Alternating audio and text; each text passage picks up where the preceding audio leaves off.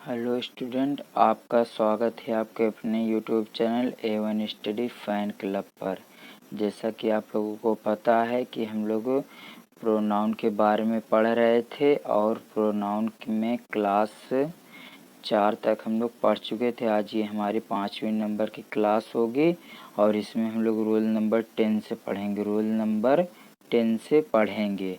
10 तक हम लोगों ने पिछले वीडियो में पढ़ चुका था, हम लोग पढ़ चुके थे। आज देखिए उसके आगे एक बार मैं 10 रोल नंबर को रिवीजन कर देता हूँ, उसके बाद हम लोग आगे बढ़ते हैं क्लास की ओर। तो ध्यान दीजिए, रोल नंबर 10 हमारा क्या था। नॉर्मली ये था कि यदि कोई निगेटिव सेंस निकलेगा तो रूल हमारा क्या चलेगा, 1 2 3 का रूल क्या चलेगा, 1 2 3। 1 मतलब फर्स्ट पर्सन और 2 मतलब सेकेंड पर्सन, 3 मतलब थर्ड पर्सन। ये आप लोगों को पता होगा, आप लोग पेन पेपर लेकर बैठ गए होंगे, ये आप लोगों ने कल लिख लिया होगा। आगे बढ़ेंगे, एक बार इसका रिवीजन कर लेते हैं उसके बाद। तो ध्यान दीजिए क्या है यहाँ पर, 1 2 3 रूल क्या चलता है, 1 2 3 जब भी नेगेटिव सेंस होगा और जब भी पॉजिटिव सेंस होगा तो 2 3 1। ये हम लोगों ने पिछले क्लास में डिस्कस कर लिया था। मैं एग्जाम्पल समझा देता हूँ। यदि आप लोगों ने अभी कॉन्सेप्ट नहीं लिखा तो आप लोग यहाँ से कॉन्सेप्ट लिख सकते हैं। और ध्यान दीजिए, एग्जाम्पल से देखते हैं। पहला एग्जाम्पल क्या है, you I and he are notorious. मैं, तुम और वह कुख्यात या बदनाम हैं। कुख्यात या बदनाम है, नोटोरियस। तो ध्यान दीजिए यहाँ पर 1 2 3 रूल चलना चाहिए। 1 2 3 फर्स्ट पर्सन, सेकेंड पर्सन और थर्ड पर्सन।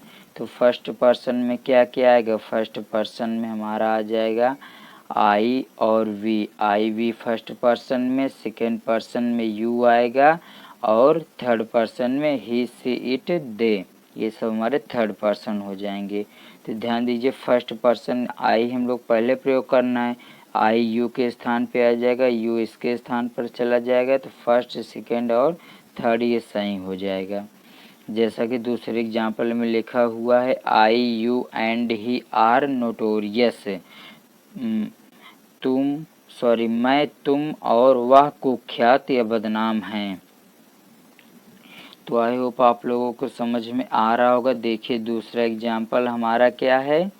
दूसरा एग्जाम्पल ध्यान दीजिए यहाँ पर, आगे देखते हैं हम लोग example. I you and he are notorious, ये तो हमारा राइट हो गया। आगे, मैंने और तुमने यह गलती की है। मैंने और तुमने यह गलती की है। You and I make this blunder. तो यहाँ पर आई पहले आएगा, यू बाद में, जिस तरह दूसरे वाक्य में किया गया है, फर्स्ट पर्सन और सेकेंड पर्सन। उसके बाद ये राइट हो जाएगा। ध्यान दीजिए यहाँ पर, जैसे देखिए यहाँ पर क्या लिखा हुआ है।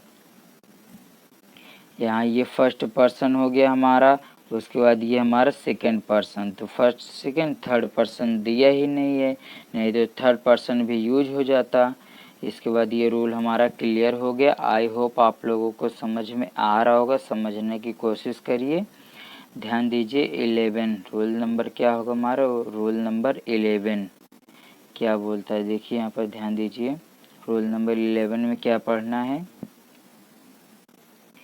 रोल नंबर 11 में है क्या हमारा, देखिए बेसिकली है क्या, जब किसी वाक्य में, जब किसी वाक्य में यदि आप लोग को वीडियो क्लियर न दिखाई दे रहे हो तो वीडियो की क्वालिटी को इंक्रीज कर लीजिए। 360p पर देखेंगे तो बिल्कुल क्लियर दिखाई देगा, जैसा कि मैं अपने हर वीडियो में आप लोगों को बता देता हूँ। ध्यान दीजिए, देखते हैं रूल है क्या। रूल हमारा क्या है यहाँ पर, ध्यान दीजिए रूल नंबर 11, जब किसी वाक्य में किसी collective noun mob, crew, army, jury. ध्यान दीजिए, मोब मतलब क्या होता है, मोब मतलब भीड़ होती है, जो जनता की भीड़ होती है उसे हम लोग क्या बोलते हैं, मोब बोलते हैं। आर्मी आप जानते हैं, क्रू भी जानते हैं, ज्यूरी जानते हैं। ज्यूरी मतलब क्या होता है, ग्रुप ऑफ जज। ज्यूरी मतलब क्या होता है, ग्रुप ऑफ जज। जज मतलब जो सजा सुनाते हैं, जो कोर्ट में जज बैठते हैं, उनके ग्रुप को क्या बोलते हैं, उनके ग्रुप को हम लोग ज्यूरी बोलते हैं। एक को हम लोग जज बोलते हैं, और जब एक एक जज मिलकर ढेर सारे जज हो जाएंगे तो उनकी ग्रुप को या समूह को क्या बोलेंगे, ज्यूरी बोलेंगे। तो आई होप आप लोग समझ गए होंगे। तो ध्यान दीजिए क्लास में और समझिए क्या है कि ज्यूरी एटीसी का प्रयोग हो और वह किसी समूह को दर्शाता है। इंडिकेट करना मतलब दर्शाना, ठीक है, समूह को दर्शाता है। तो इसके लिए इट या इट्स या इटसेल्फ का प्रोनाउन के रूप में प्रयोग किया जाता है। एग्जाम्पल समझेंगे तो आप लोगों को समझ में आ जाएगा। ध्यान दीजिए एग्जाम्पल क्या है हमारा, एग्जाम्पल हमारा है क्या यहाँ पर, ध्यान दीजिए। The army has decided it's target. सेना ने अपना लक्ष्य तैयार या तय कर लिया है, या तैयार कर लिया है, निर्णय अपना तैयार कर लिया है। ध्यान दीजिए the army has decided it's target, इसलिए हमारा सही हो जाएगा, क्योंकि द आर्मी हमारा क्या है। तो इसके लिए यह आर्मी क्या है हमारा, अभी जो ग्रुप दिखा रहा है, ग्रुप के लिए हम लोग इस इट्स का प्रयोग कर लिए, सिंगुलर ग्रुप है, सही हो गया। नेक्स्ट ध्यान दीजिए द आर्मी, नेक्स्ट क्या है हमारा, द आर्मी हैज डिसाइडेड दियर। दियर तो हमारा ये डिफरेंट डिवाइडेड सेंस को दिखाता है। डिवाइडेड सेंस मतलब अलग अलग को दिखाता है, डिवाइडेड, इसलिए दियर यहाँ पर वैसे भी नहीं यूज होगा। नेक्स्ट द मोब मतलब भीड़ भाड़, विल होगी, हैव टू गिव, ठीक, दे रही होगी या देगी, इट्स वर्डिक्ट अपना निर्णय देगी, भीड़ अपना निर्णय देगी। तो यहाँ पर इट्स यूज हुआ है, मोब है, यहाँ पर सही हो गया ये। आगे देखते हैं हम लोग, ये हमारा रोल नंबर 11 था। आई होप आप लोग समझ में आ गए होगी। यदि आप लोग इसका स्क्रीनशॉट लेना चाहें तो आप लोग इसका स्क्रीनशॉट ले सकते हैं, उसके बाद हम लोग आगे बढ़ेंगे। तो ध्यान दीजिए आगे हमारा है क्या, आगे हमारा है, ध्यान दीजिए, भीड़ को अपना फैसला देना होगा। ये हमारा पिछला एग्जाम्पल था। उसके बाद यहाँ ध्यान दीजिए ये हमारा कौन सा एग्जाम्पल था, ये हमारा पिछला एग्जाम्पल था, भीड़ को अपना फैसला देना होगा। नेक्स्ट देखिए क्या है, example number 4, the mob will have to give their verdicts. तो दियर अलग अलग हो जाएगी, ये हमारा गलत हो जाएगा, इसलिए आगे ध्यान दीजिए। नेक्स्ट रूल क्या है हमारा, next rule roll number 12। Roll number क्या है हमारा 12। तो देखिए रोल नंबर 12 में है क्या हमारा, रोल नंबर 12 है क्या, जब किसी वाक्य में किसी collective noun mob, crew, army, jury का प्रयोग हो तो उनमें से किसी मतभेद अलग अलग सदस्यों को भाव दिखे तो इसके लिए दे, देम, दियर, दियर्स, देमसेल्व्स का प्रयोग प्रोनाउन के रूप में किया जाता है। आप लोग एक बार फिर से रूल को पढ़ लीजिए, क्लियर हो जाएगा। अभी तक वहाँ हम लोग यूनाइटेड सेंस की बात कर रहे थे, जो इकट्ठा कोई काम, भीड़ इकट्ठा, जो भीड़ थी वो कोई काम इकट्ठा कर रही थी, लेकिन अब यहाँ पर अलग अलग करेंगे। जैसे ध्यान दीजिए, जैसे यहाँ पर क्या है मोब, मोब क्या होता है, भीड़ होता है। तो भीड़ में मान लो 1 2 3 4 5 6 इसी तरह जो व्यक्ति हैं, अभी तक तो सब लोग अपना एक साथ निर्णय देते थे, एक ही काम करते थे, ऐसा भी बोल सकते हैं। लेकिन अब क्या होगा, इनका अलग निर्णय होगा। कहने का सेंस ये, जो एक नंबर है इनका अलग निर्णय, दूसरे नंबर का अलग, तीसरे नंबर का अलग, चौथे नंबर का अलग, पांचवें नंबर का अलग और छठवें नंबर का अलग, मतलब इन सब में मतभेद हो जाएगा अलग अलग। तब इस सेंस में अगर किसी ग्रुप की बात होगी तो क्या होगा, ये सब हमारे सिंगुलर तरह यूज, सॉरी, ये सब हमारे अलग अलग को दिखाएंगे। ध्यान दीजिए, कहने का सेंस ये है, जब किसी वाक्य में किसी कलेक्टिव नाउन मतलब जो समूहवाचक संज्ञा होते हैं, जो समूह होता है, मॉब हो गया, क्रू, आर्मी, ज्यूरी का प्रयोग हो और इस उनमें किसी मतभेद, बोले ना मतभेद, और अलग अलग सदस्यों का भाव दिखे, मतलब उनका मत कुछ और है और उनका मत कुछ और है, तो इसके लिए दे, देम, दियर, दियर्स, देमसेल्व्स का प्रयोग प्रोनाउन के रूप में किया जाता है, प्रोनाउन के रूप में प्रयोग किया जाता है। तो ये सब हमारे अलग अलग जब यूज होंगे तो इनका वर्ड यूज किया जाएगा। आप लोग चाहें तो इसका स्क्रीनशॉट ले सकते हैं। आगे ध्यान दीजिए, एग्जाम्पल हमारा है क्या, example the class started, the class started, the class started analysing their question papers. मतलब जब एनालाइसिंग क्वेश्चन पेपर का एनालाइसिंग हो जाए तब हम क्लास स्टार्ट करेंगे या हमारी क्लास स्टार्ट होगी। तो द क्लास यहाँ पर देखिए ये हमारा कलेक्टिव नाउन है। उसके बाद देखिए यहाँ पर अलग अलग की बात किया जा रहा है, इसलिए दियर हुआ। कक्षा ने अपने प्रश्नों का विश्लेषण करना आरंभ कर दिया। ये भी हम बोल सकते हैं कि जो कक्षा थी या क्लास के जो स्टूडेंट थे, क्लास में कौन होगा, क्लास में हमारे स्टूडेंट होंगे, तो उन लोगों ने सब अलग अलग क्वेश्चन पुट अप करना स्टार्ट कर दिया या कक्षा ने अपने प्रश्नों का विश्लेषण करना आरंभ कर दिया। आप लोग यहाँ से भी समझ सकते हैं। तो आई होप आप लोगों को ये समझ में आ गया होगा। देखते हैं नेक्स्ट एग्जाम्पल हमारा क्या है। आप लोग रिवीजन प्रॉपर तरीके से करते रहेंगे तो आसानी होगी समझने में।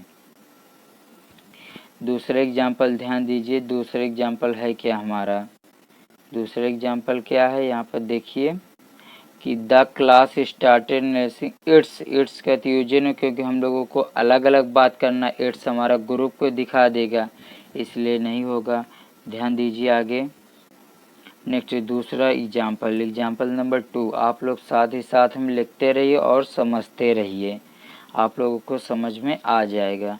द टीम, टीम हो गया हमारा, चाहे खिलाड़ियों का हो या किसी भी चीज़ का टीम हो गया।